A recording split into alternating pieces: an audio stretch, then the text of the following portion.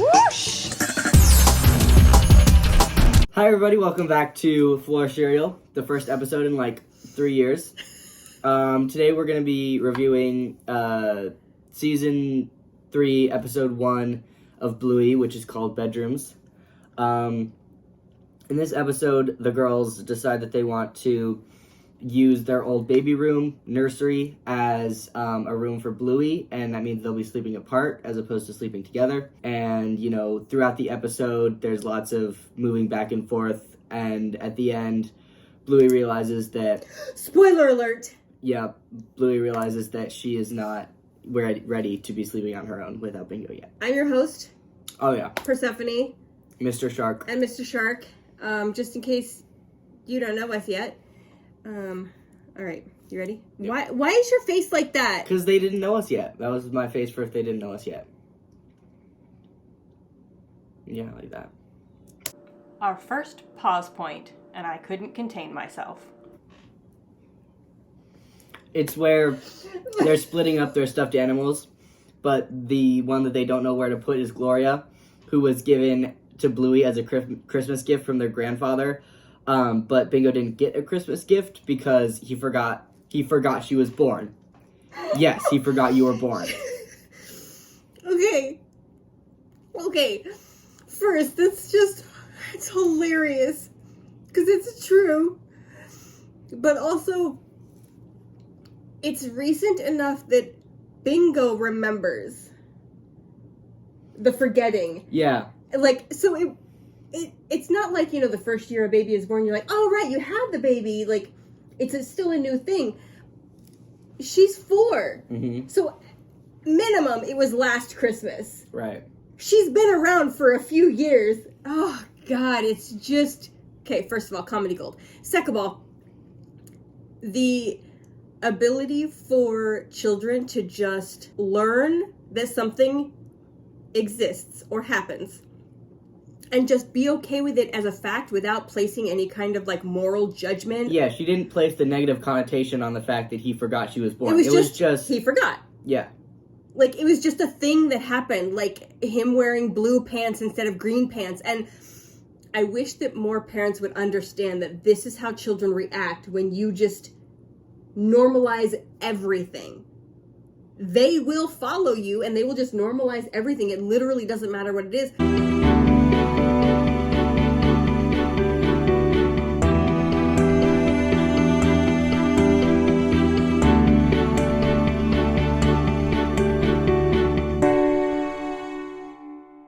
And because of that, she doesn't have this horrible traumatic experience of when her grandfather forgot she existed.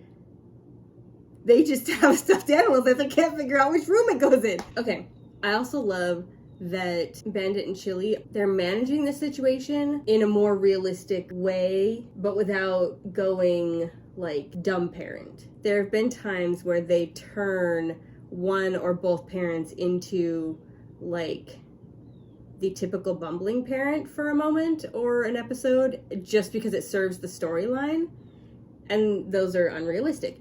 And then the frequency with which they play at maximum effort energy, right, is also unrealistic. And these are Bluey's memories, so of course she's going to highlight those moments. That makes sense. However, in this episode, they're like normal parents. Mm-hmm.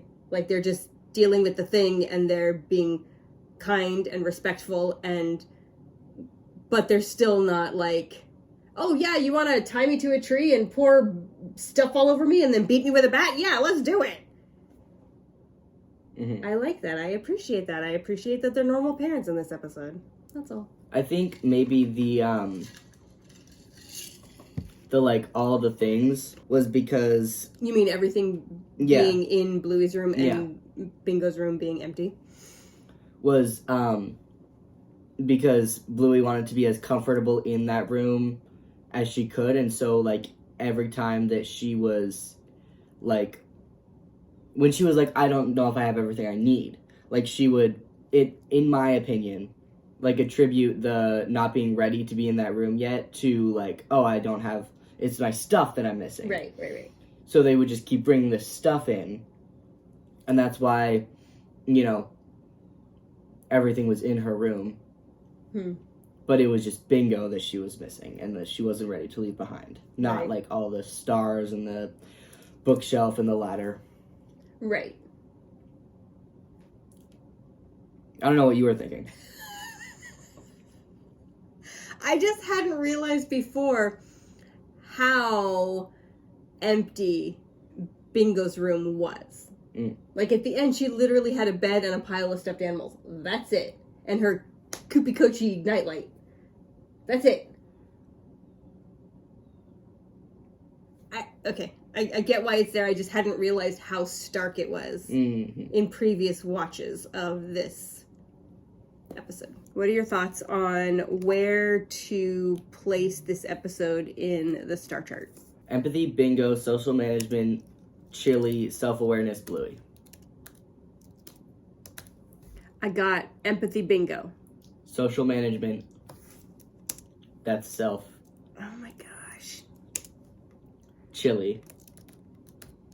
Okay. Self-awareness, that's self-management. Oh my gosh. Bluey. I'm gonna give self-management to Bandit because all I could think of was how whenever we try to do something in our house, Dad ends up being the one to do it, and Dad loses it way before Bandit did. Social awareness, Chili as well. Yeah. Where do you put Bluey on self-awareness? 5 is like our even keel, right? I think even though it was just at the very end, the realizing of who she was missing would have been a parent telling her. Like in a different, thing. Where it would have been like, I don't know if I have everything I need, I'm just not comfortable in my room yet. And then the mom would have been like, is it Bingo you're missing? And then blah, blah, blah, blah. Right. But it was Bluey who came to that realization. So I think not 5. Okay, what would you like instead of 5? What do you think, where is she falling for you? 8.5. 8.5, all right. Bandit, self-management. I'm going to give him a 6. Because he's not quite even, but he definitely managed his own business. Chili and social awareness, 7? Yeah. Chili and social management. A 6. And then Bingo. In empathy. 5 million. Yeah, probably like a 9. I was thinking about that through the whole thing where she's like, can the watermelon rug be in my room? Oh yeah, sure, but let's do a race first. And who should have the lamp? Oh, you can have it. No, you can have it, but let's play our game first. Like she's always more concerned with connection than she is with getting something. And I just... Can Bingo be my patronus?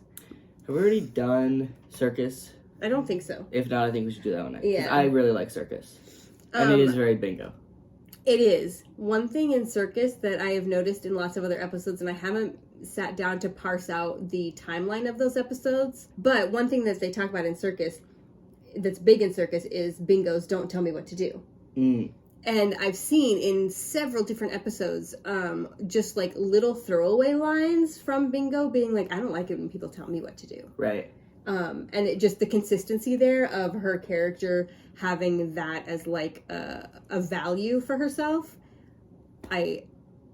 Every time I see it, I'm like, yeah, I just appreciate that they're consistent with that, and they don't just they didn't just use it for that episode, right, and then leave it. It's like a nice part of her character, right?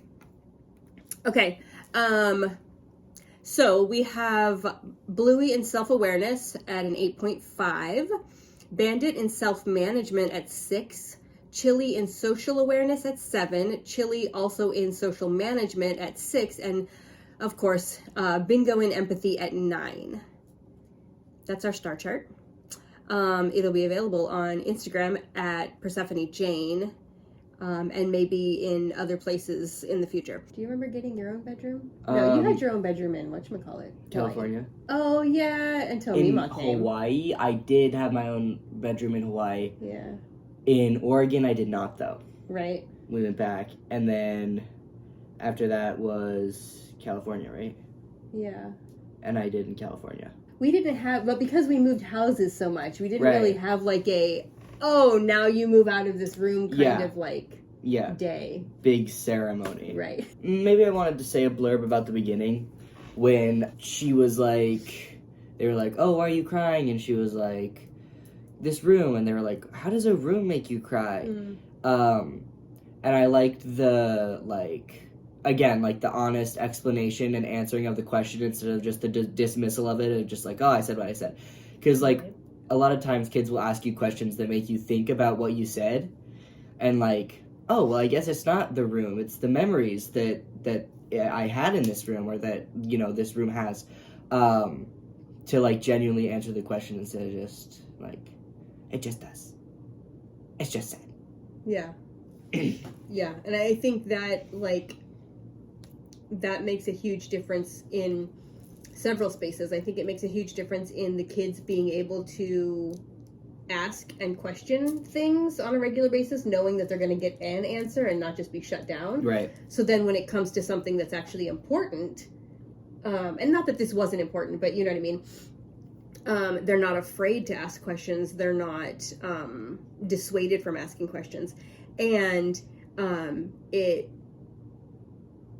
because they get answers that are truthful and not dismissive, they learn to not only trust what their parents are saying, but they learn that they should be getting answers. So when they go places where their parents are not, and they ask their teachers or their principals or their coaches why X, Y, Z, and they get a dismissive answer, they understand what it's like to not get dismissed, and they understand the difference. Like, they will feel the difference of that, and they'll understand that that's not an answer. And also learning to like, identify the deeper meaning in, you know, your own answers. And, like, if you're dismissed all the time and your answers to your questions are, like, on a surface level or a dismissive level, then when you, like, yourself are answering, you know, or thinking in yourself, I don't know how encouraging it is to promote looking deeper within yourself. If that made any sense. I don't think it did. Okay, so you're saying that it helps the girls to be able to answer their own questions internally at a deeper level. Yes. Rather than just saying, like, to myself, why am I sad about this room? Oh, because I am. Well, maybe not that, but, like, whatever. I guess that, like, to, just to think further into, you know, the reasoning of, like, the reasoning behind your emotions. To be introspective. Yes. Yeah. And to dig, okay, yeah, that makes sense. Like, when they ask the questions of their mom, rather than just being dismissed, she's like, in real time, Chili was like, oh, I guess it's not the room. Well, it's the memories of the room. It's not the room itself. It's the memories I've had here. And then she explains that a little bit. And so it's being modeled for the girls how to reflect on your own feelings and question yourself. Like, what is the episode? Well, hospitals? And giving it, like an open and normalized thing that's like, you can be honest and open about your emotions and why you're feeling this way. And, like, and because she's like, I am sad. And I am sad because, you know, this room held a lot of memories. And, like, I'm not upset at you for growing up. I'm just sad because, you know, of the nostalgia and how far, you know, you guys, or how much you guys have grown. And, you know, giving it, like, the ability to be open about your emotions in that way. Right. Without it having to, like, be a thing. It's just natural. Right. Normalizing the fact that you have the emotions and they just are what they are. Yeah. They're not good, bad, or indifferent. They just are. Yeah. I think that... in hospital? In hospital, Telemachus says, "Oh, you've done everything you could," and then it zooms in on her and on Bingo, and she's like thinking about it, and you can tell that internally she's like, "I don't know, did we do everything we could? I don't think we did," and then she changes her course of action based on that introspection. And this moments like this, where Chili is modeling her own questioning of what she just said and how accurate those words were. Because I'm sad is still accurate. It's just not the whole picture. It's not the whole truth. It's not the deeper truth. And the fact that she's willing to, in front of them, dig for herself, it opens the door for Bingo to be able to be introspective when someone says, "Oh, you did your best," or whatever it is. Right. There was a clip that I saw on the last couple of days where somebody was like, their mom was like, "Oh, you shouldn't let your kid, who's like maybe 4, see you when you break down and cry." And the other person was like, "I'm going to argue with your mom. That's not true." And she was like, "So I should let him?" And she's like, "Well, it's not about should or shouldn't. It's just about he might." You know, like your kids might be there when you discover you're sad about them growing up, when you lose your mind and, you know, you're overwhelmed. Like, they just might be there because you're still human, and they're going to experience your human emotions just like you experience theirs, you know, and as long as there's no detriment to them, or if there is, you're rectifying that with discussion and connection, then there's no, children seeing adults be human is not a bad thing. It's not. I think it's a good thing. I agree. I think it's an actively good thing, as long as we're tempering that with communication and connection. Because without it, then it's very disconcerting, I think. So that's our business for today. You can find us at Persephone Jane on Instagram. You can find us at FloorCereal at Gmail. No, FloorCereal Podcast. God bless America. I don't know. FloorCereal Podcast. You can find us at FloorCereal Podcast at gmail.com if you want to drop us a line. All right, cool. We'll see you next time. Our audience is online, Mom. Go there.